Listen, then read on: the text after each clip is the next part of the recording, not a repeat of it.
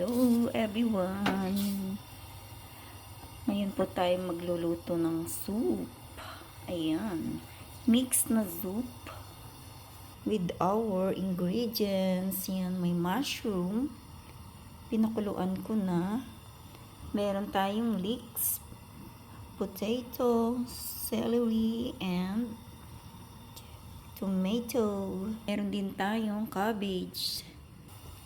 Yan, lagay na natin lahat ng ingredients. Sabay-sabay na yan. Yan. Ito po ay French na soup. Ayan, ang dami ng daming ingredients. Itong soup na to, pero super yummy.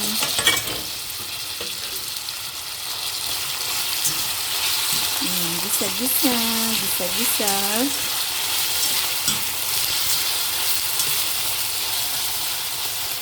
Ayan, ito naman ay na-boiled na natin. Ayan, napalambot na natin.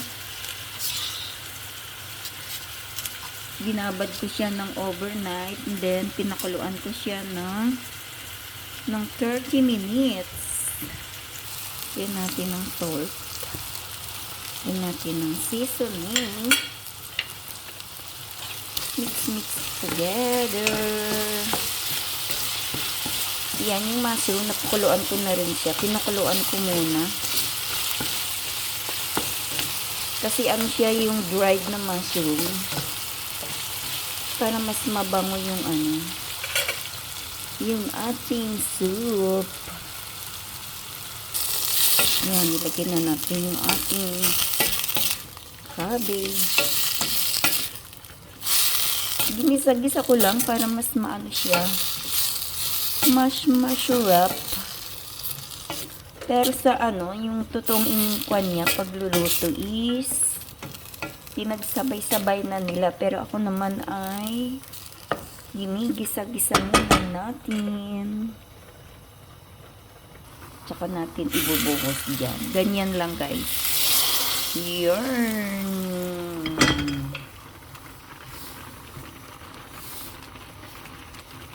Sarap.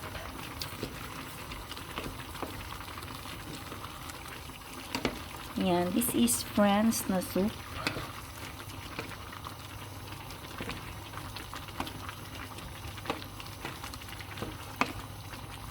Marami tayong libro, mga cooking books na yan, pinagagayahan natin.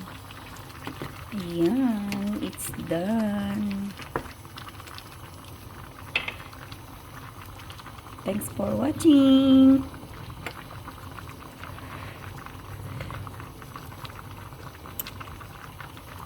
Till next video. Bye.